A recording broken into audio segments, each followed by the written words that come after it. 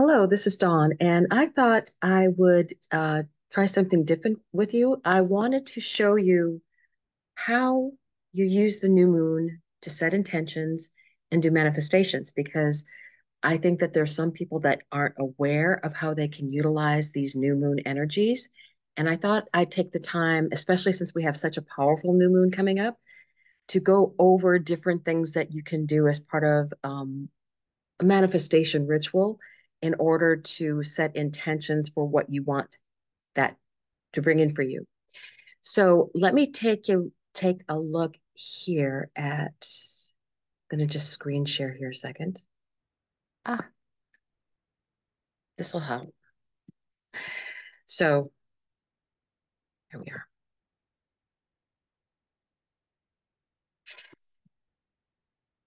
This is the new moon in Taurus that is going to be happening on the 7th. And actually, I believe looking at the time that it'll in Eastern time, it would be 11:21 p.m.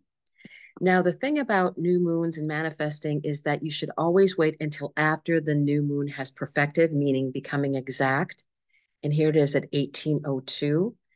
You have within 24 to 48 hours then to set your intentions. The best time to set them is within 8 hours of that new moon perfecting. But take a look at all of this beautiful energy that's in here. You have the moon and the sun conjunct at 18:02. And because it's in such a close conjunction with Uranus and Jupiter, it is reactivating that energy from the Jupiter Uranus conjunction. And that conjunction is also in a beautiful trine to Pluto, transformational energy. You have Pluto in a sextile, a helping hand energy, a friend energy to Mars, which has just entered its home sign of Aries and will be going over the North Node and Chiron. And and then also that degree of the eclipse, because remember that eclipse is in effect for anywhere from 6 months to several years. So if that was a very strong influence for you, then utilizing some of this new moon Taurus energy is going to be very helpful.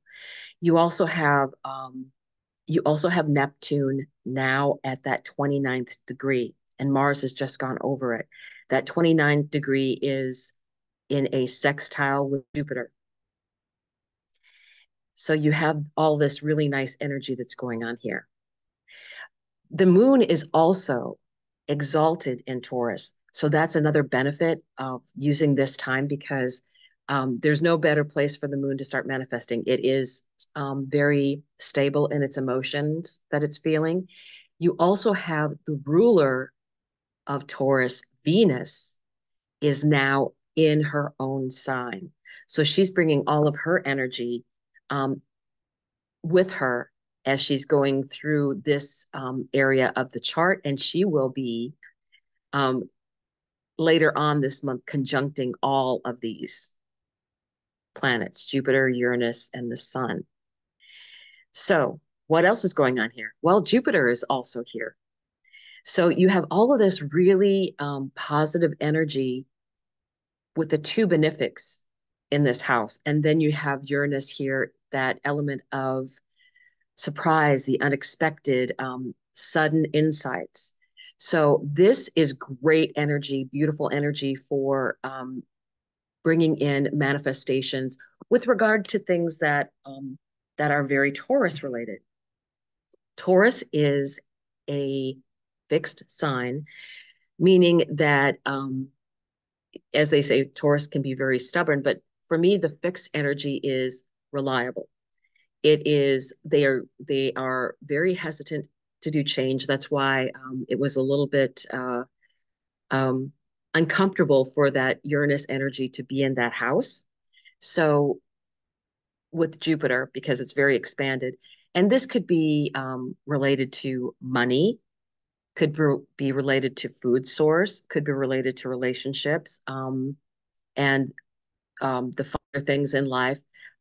Venus not only um, signifies money and signifies love, she also signifies your relationship with women. So if you're in a business that deals a lot with female clientele, then what you are manifesting at this time, you could include this as part of your manifestation. I want to reach the clientele in my area, depending upon what house it's in. And I will go through all the houses, 1 through 12, so that you kind of get the idea of what that manifestation would be for each house, tied in with the fact that it's Taurus energy. So Taurus is also a what would be considered a feminine sign, and it is also an earth sign. So it is very much it's very much related to the food sources, anything of that nature. So depending on if it's like in this case, it's in the sixth house in this particular chart, and it's can be related to, okay, I want to manifest growing a beautiful vegetable garden. But how I would state that is I enjoy eating vegetables that are grown by my own hands in my own garden. Um, because I believe now it's more important to put, instead of an I wish or I want, to put it in the present tense for you to make it more of a it's here energy. And generally the new moons will last until the next new moon or 6 months later when it becomes a full moon, when the moon and sun are, when the sun is over here in the Scorpio area, and then the full moon in Taurus can take place on the opposite side. So always 6 months apart, the full moon will be opposite um, in the opposite axis. So this will be in Scorpio. The other thing to think about when you're doing intention setting is, do I have anything in Taurus? And there's a lot of degrees that this could be hitting. So if it's your first house, your ascendant is in here somewhere. And what is it close to? Can you relate what you want to that particular planet? Is there any opposition over here? Is there anything squaring over here? Now, these are all the fixed signs. So the fixed signs are all going to be in a square with each other. But as you can see, there's really not, the only really um, square, this red line here indicating a square. These are all conjunct, but this square energy is going to this 10-degree Venus, and that would make it an 8-degree orb. So, but Pluto and Venus, that can be very intense relationships. So, depending upon what houses these are connecting, if you maybe want a very passionate relationship, this is going to be a square. So, there might be some issues with it, but there's so much other positive energy in the chart, and it is an 8-degree orb. So, it's a little bit wide as far as the orbs go. Now, taking a look at this, I wanted to then let me unshare the screen here. So what I wanted to do is just take a look and show you um, when you're setting up a time for you to set intentions, it's very important to get yourself in a quiet space. Um, you want to have a focus on what you're doing. It basically also tells the universe that you're serious about what you're requesting. And what I have found with talking with other people and with people who do this intention setting is they almost make like a ritual out of it. So one of the things that you can do is have a candle, and a candle can be used to signify the start of you going through this ritual, and also the end when you blow out the candle and release that energy, because you do have to release it. You just can't keep it open-ended. Um, you have to allow the universe to be able to work with it. So you have to release it. The other thing that you can do is use sound. This happens to be a sound bowl. So,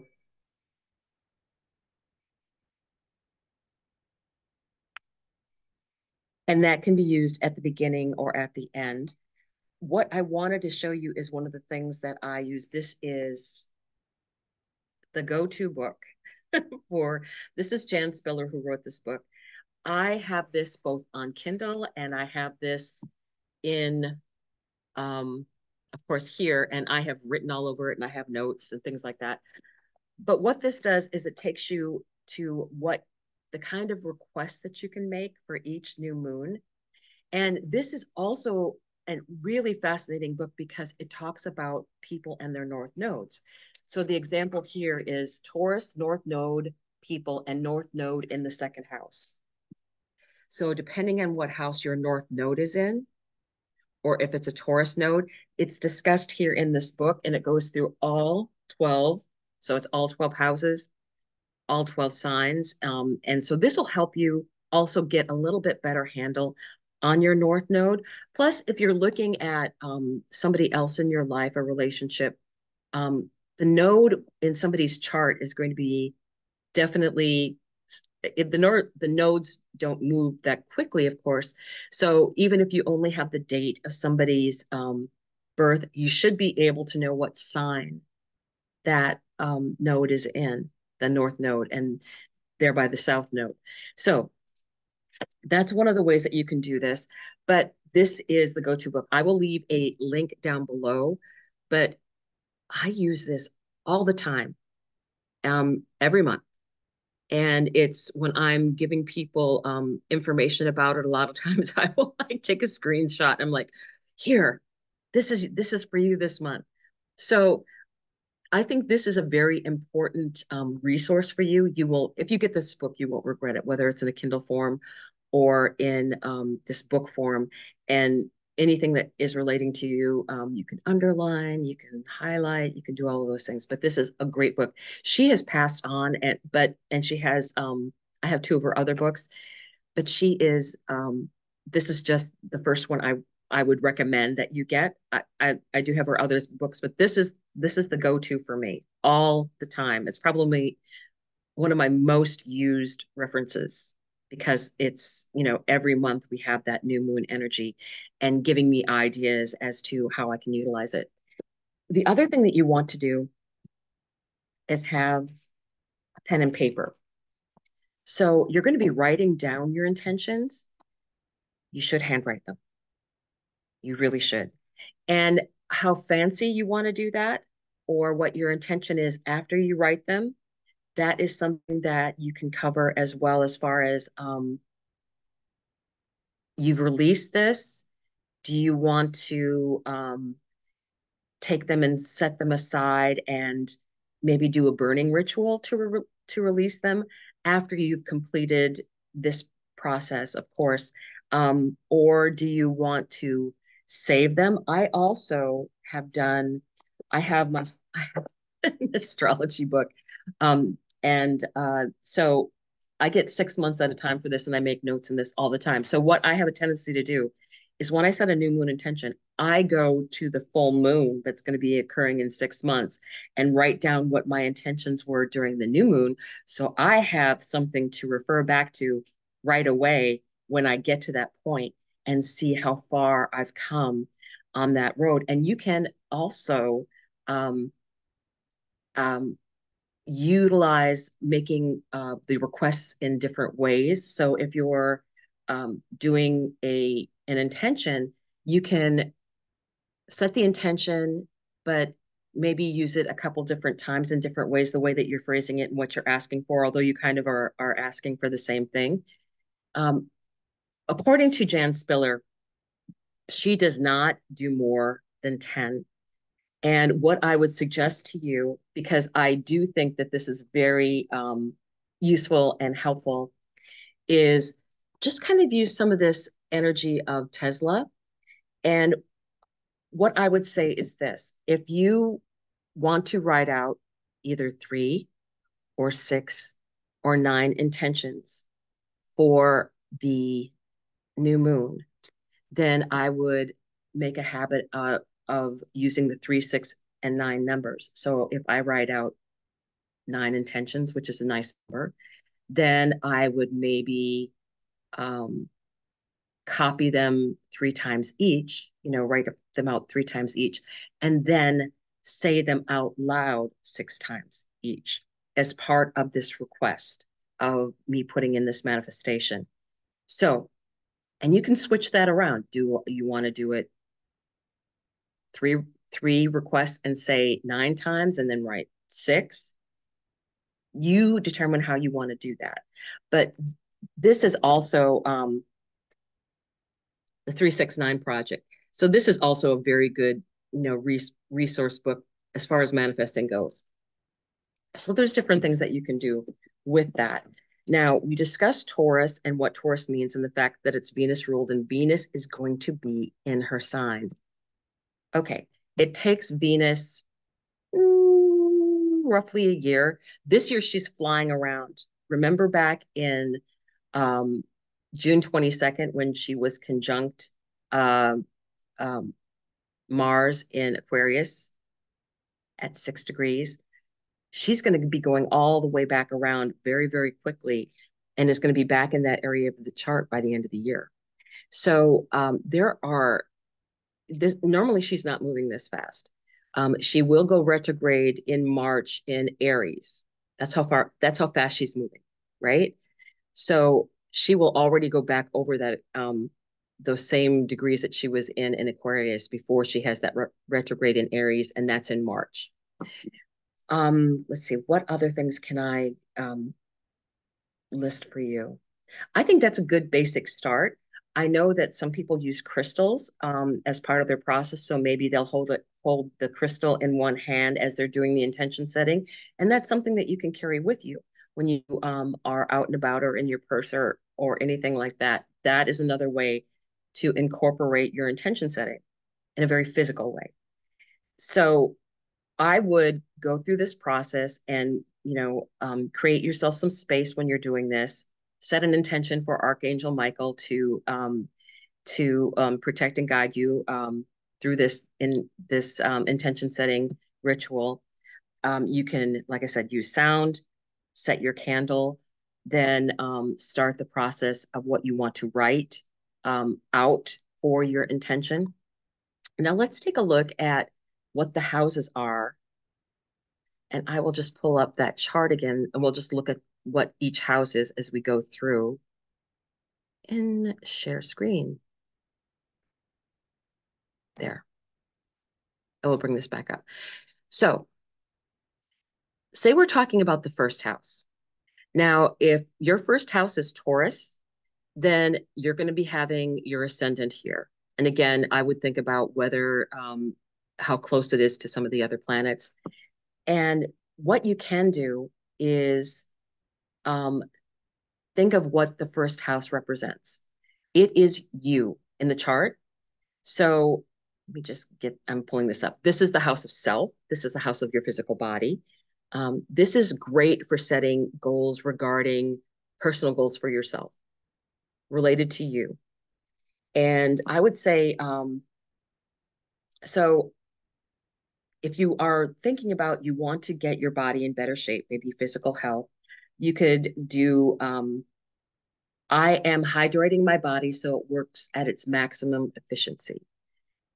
And or I am taking care of my body so that it works at its maximum efficiency, and how you may do that. Um, Instead of saying, I'm going to drink more water, I want to drink more water instead of I want or I wish. I know Jan Spiller uses the terms I want or I wish, but this is a bit older book. And I think we have learned that in the moment of now is when you have control. So setting that intention in the now, I think, is much more important. Let's see, I am joyfully accepting all forms of abundance into my life. And instead of saying, I wish for more money. So there's different things that you can do regarding your own self and your own physical body. Also, because it's Taurus, it's about maybe you want to do something Taurus related to improve your physical appearance.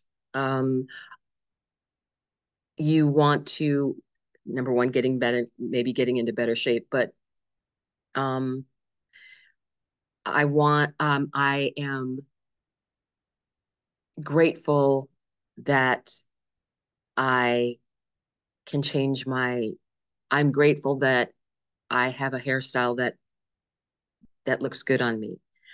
I'm getting, I'm enjoying having different hair color in my life that makes me feel better about myself. So I would try as many ways as you can think of how to phrase things, whether, and I think you should do small intentions and bigger intentions.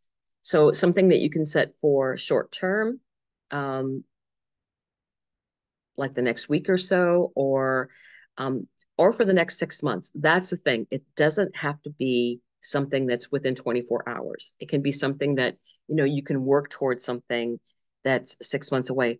Because Taurus is also about physicality and beautiful things, the Venus rule, you can maybe talk about, I want to find, I am I am I'm grateful for purchasing clothes that complement my body type.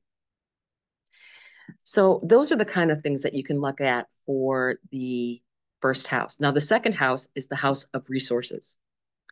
This is considered the money house, where you get your money from. And it's also about your self-confidence. So you may want to make intentions with, I am confident in the way that I present myself to the world. I am careful with my spending so that I may enjoy future trips. Um, Anything that is uh, about your resources. So it's the money house, it's the sense of your personal values, any form of resource in your life that you may have. Again, you can do the I'm accepting all forms of abundance in my life. That would be perfect for this house, right?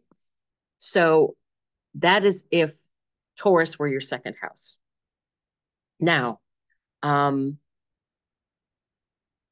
I think you can also take a look at, I was just looking at my notes here. I am creating my own personal resources and ways of bringing abundance into my life in a joyful way. That is a great intention to put out there. Um, I enjoy working with people around me to bring abundance into all our lives because it's a money house. And that is something that can also be used for the sixth house because that's your daily work, daily habits. Or you can even use that same one for the 10th house. So you can kind of mix things up a little bit in your requests for each house. So what else can you think of for the second house? Let's see. Um, I'm able to enjoy my life as I know all my desires will exceed um, all all my expectations will exceed my desires because you're having this in Taurus. It's a very physical, beautiful, um, manifesting energy, especially with all of the benefics there and unexpected things. Um, I think also, yeah, creating your own personal resources, um, even to the extent of you can even do, I am enjoying healthy relationships with people that um, encourage my self-confidence. So because it is resources is also about your own personal values, which is something that is also the ninth house. So those kind of things can do crossovers a bit. Third house is about the community. It is about siblings. It's about vehicles. It's how you think, um, short different distance travel, the ways that you communicate. Now, because if you're thinking of Taurus being in this third house, I am able to communicate in easy ways that people can understand what I'm saying. I have um, being that it can also be about the ways that you think about things.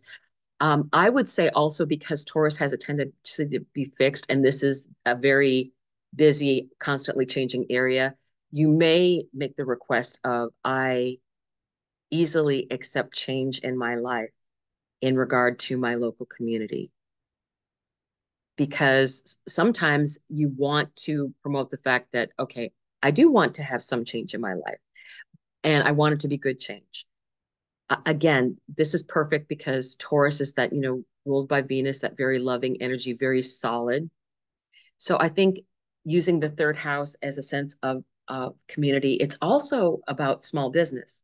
So, hmm, gee, Taurus, money in the house of small business. So this would be a perfect time for you to, I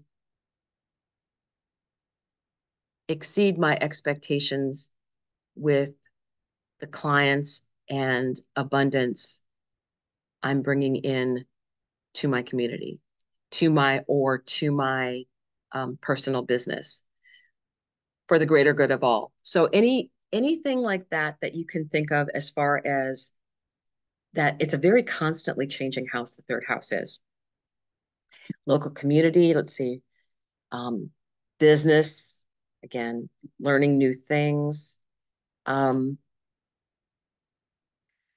vehicles and short distance travel. So you could even, I want to take more trips, or I enjoy taking trips with my family to get away for the weekend, in lovely surroundings, Taurus again. So then let's move on to the fourth house. The fourth house is a very personal house. It is your background. It's who you're from. It's your ancestors. It can be your parents. It can be your personal property, such as your home. Um, Again, I am joyfully accepting all forms of abundance into my life that beautify my home. Um, Not I want a better home. Or you can, if you are looking for a new place to live, I am thankful that I will be finding the perfect space for me that is both functional and affordable. And I think you can still use the I want, I wish phrases, I want phrases. But I have a tendency, like I said, to go more of the present tense if I can. Let's see. I create abundance in my life with the help of my ancestors guiding me. Again, creating that abundance by utilizing the house that it's in, with this Taurus being money, being relationships with other people. So I think that can be very, very helpful and useful. Now, if you have Taurus in the fifth house, um, that can be very much about you enjoying tactile, physical things, and things that you value, things that you enjoy. And the fifth house is very definitely the house of joy.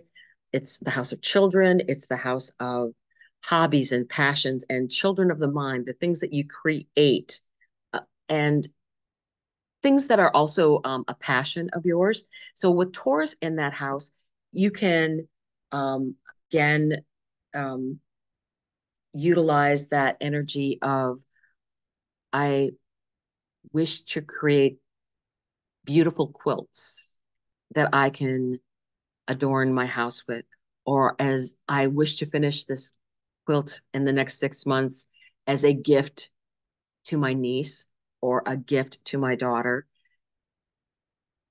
So it's that physical, tangible um, part of Taurus that you're appealing to. And if it can be related to money, again, abundance, um, I want to turn my hobby into something that supports me financially. That's a very easy way to utilize that house. So, sixth house, the house of everyday habits. What do you want to bring into your everyday habits that um, that you can do on a daily basis. One of the things that I will point out is that with Saturn in here, with this energy, it's it's making it easier for you to take things one step at a time because Mars and Saturn were conjunct, and that gave longevity to. So one of the things that you did was back during that eclipse time is say, I want to have a long-term 2 to 2.5 year plan set at this time when Saturn and Mars are conjunct that I can move forward with in my life. So that is another thing that you can do is you can utilize because we still have this energy, we still have the eclipse is still part of this activated energy. Don't forget, you've got Chiron here, you've got Mercury here, you've got the North Node at 15 degrees. So you can still utilize all of this energy into this manifesting. So the sixth house is also people that you may work with. So when you think of the houses, think of 2 as your resources, 6 as your everyday habits, and your health. This is also the house of physical health, where the 12th house is mental health.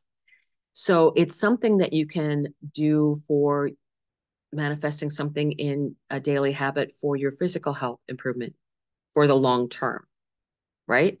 So I think, or maybe manifesting a better job or better work environment, because Venus is there. Venus likes beautiful things. Um, and you have Jupiter there magnifying everything. So this is also you that you may be responsible for other people. Maybe you're a manager or a supervisor. So it can be the house of work, the house of daily habits. It's something usually that you associate with daily things. It's also the house of pets, especially dogs.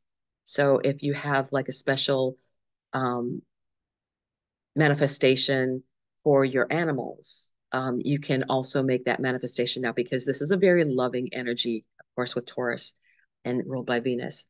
So, seventh house. Wow, Taurus in your seventh house, ruled by Venus. How nice. This is the house of one-on-one relationships.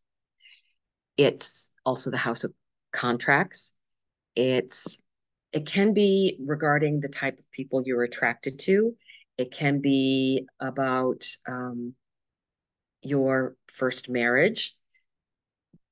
But I really want to emphasize that it is one-on-one relationships. And that can be with open enemies, someone that you don't like. You do have a one-on-one relationship with. So you can utilize the seventh house for smoothing over relationships, or with the South Node that we've been having in Libra, maybe manifesting getting that person out of your one-on-one relationships. I think also that you need to think about the fact that this is also, if you're in a business, this is one-on-one clients. This is working with people one-on-one. So if you have a business that, whether it is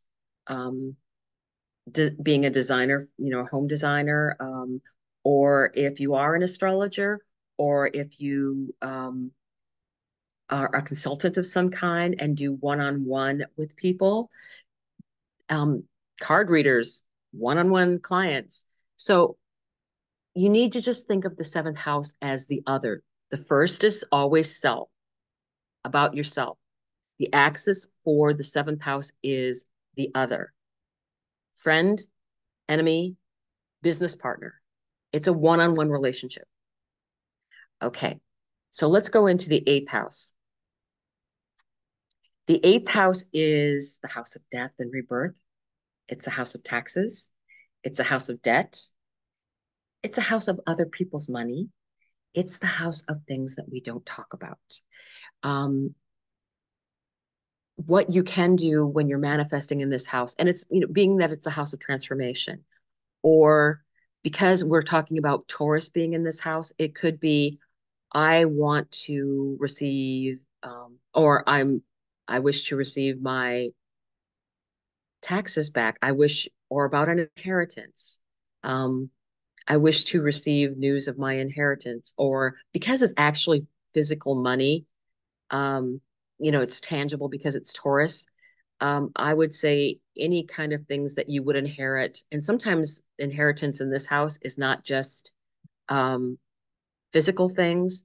Um, what traits maybe you inherited from your family can also be in this house. Let's see. Oh, and it's, the house of the, things that we don't talk about, sex, income, what goes on behind closed doors. Because if this is the house of marriage, this is the house of what goes on behind closed doors in the marriage. This house is also utilized for when you have, if you are working in accounting because you're dealing with other people's money, or if you are a real estate agent because you're dealing with other people's property, or if you work in a field of helping other people with um, getting through death experiences, whether you are a support or whether you're um, sometimes when you have transits to this house, you could be helping other people, or if you have a lot of things in here, it could be related to any of those things.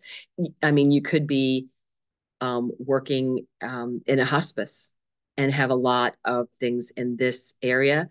But what I would say, if you're going to be doing the new moon requests and manifestations, is I would do it for transformation.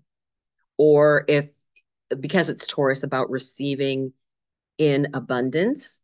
And it's the 8th and the 12th are always they're like the hardest ones to get a pin in. Um, But I think that if anything that you set the intentions for, especially if it's if you want a beautiful, loving relationship with your spouse, that is something that you can make an intention from this sign, from this house as well. So that's the 8th house. Um, let's go on to the ninth house. The ninth is one of the most fortunate houses. So the ninth house is about foreign things. It's also about long distance travel. It's about traveling by plane. It's higher education, astrology, philosophy. What do you believe in? It's also about the law.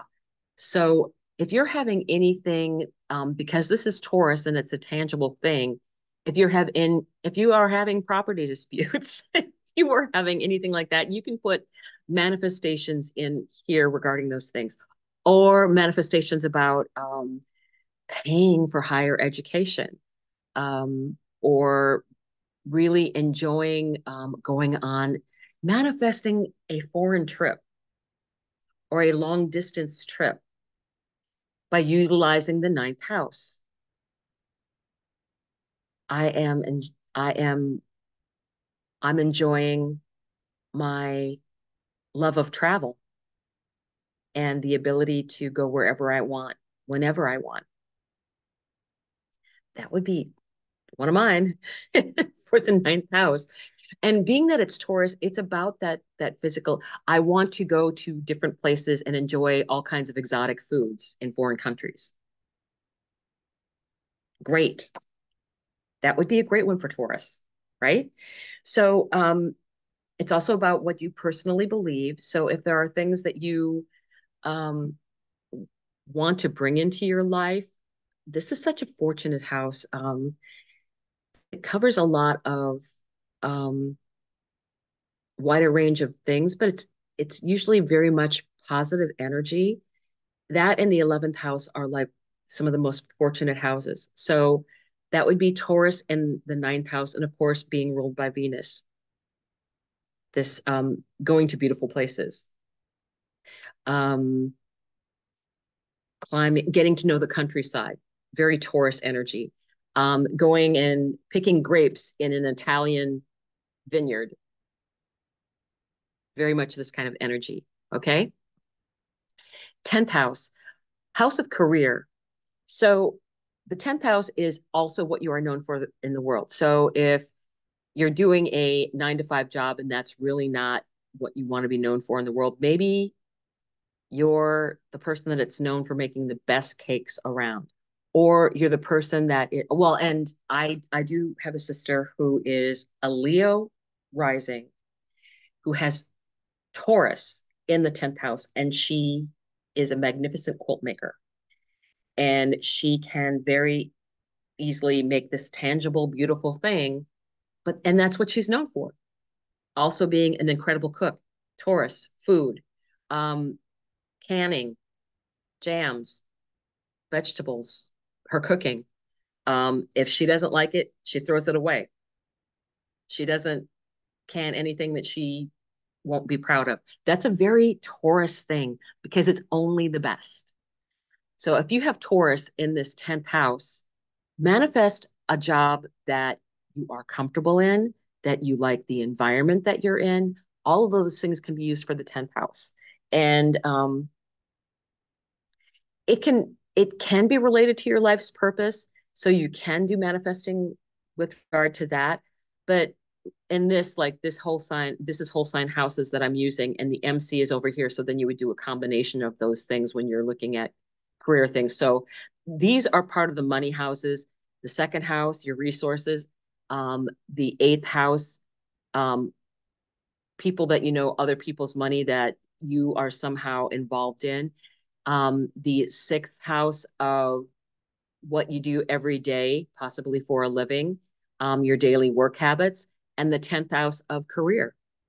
So utilizing all those things. And if you're also looking at what your North Node information is, I always look at the North Node, and then I also look at these other areas of the chart to get a better idea of where that person has been and what they're moving toward and what the North Node has been putting in their path um, for what is meant for them, right? So that's the 10th house. The 11th house, when you're talking about Taurus, would be it's the house of friends. And because Venus can be other women, it can be female friends that you enjoy going out and doing things with. It can be luck. It's the house of connections. It's the house of networking, internet, communication to a broad number of people, being out. It's a very much being out in the public kind of house. It's a very public house. So here is the things that you love and personally love to do. And here are the people that you go do it with. This is the organizations that you might support. This is how you express this. I make beautiful art and I bring it into my community to sell. So one of the things you can do with that is like, I am making great connections with the women in my community to promote safer environment for children, just depending upon what you want that 11th house to symbolize for you with Taurus there, right? So Taurus being physical, um, getting a new computer, that could fall in here because that is like internet related. And you have Uranus over here, right? So Uranus would be in that sign. So internet connections, um, doing something that yeah gets you out and noticed out there could be part of this manifestation. So let's move on to the 12th house. Again, the 12th house is kind of a harder one to deal with. It is a spiritual house. It is the house of exile. It can mean hospitals and prisons or retreats and isolation. Like I said, it's a spiritual house. It is the house also of hidden enemies, and it can be the house of our own undoing. So what I would say about the 12th house and having Taurus there, and I'm a Gemini rising, so this is me, is saying I'm wanting to create good relationships with women for my business, spiritual business. So that can be something that you can utilize in this 12th house because we were looking at all of these through the eye of the fact that it's Taurus that we're looking at. So this can be physical, tangible things. It can also be I wish to be on a retreat with MJ when it gets planned. So that is the kind of thing that you can put into this house. And again, it can be a short term or long term. So 6 months from now, maybe you're like, oh, I know the dates for that. And it's part of my process. I've been saving up. I'm doing that. I can take care of all those things. Or it's maybe um, I knew a client who, when this house was activated for him, um, he did go to Costa Rica and experienced healing there because his Chiron is in that house as well. So that was his opportunity to physically go somewhere. A lot of times, if someone has um, a lot of things active for the 12th house, the house of exile can also be foreign countries, but it's more on a permanent basis, like living in a foreign country as opposed to the ninth house of visiting a foreign country. So if your goal is, I want to eventually be able to move to a new country and support myself with my spiritual business, that could all be right here. Again, I am a Gemini rising. The 12th house is Taurus for me. So this is something that I could utilize with my intention setting for those houses. So I hope that was helpful for you. What you can do after you've finished writing down what what your choices are or what you're trying to manifest, then decide how you want to release that. Again, you can use a sound bowl. I don't usually use this when I'm trying to do different things. I usually use this kind of for clearing energy in the area before I do readings and things like that. So that you can utilize things like that. You don't have to. I like the idea of using a candle at the beginning and then blowing it out at the end when you have released everything, and then decide how you want to, what you want to do with your um, written intentions, whether you want to have a really special book that you want to write them into, a journal that you want to write them into, however you feel is best for you to set those intentions. So I want to thank you for watching this little presentation because I think this is very helpful for people who are very new to how they want to utilize the new moon energy. So I will put the links for the books down below. And thank you for watching.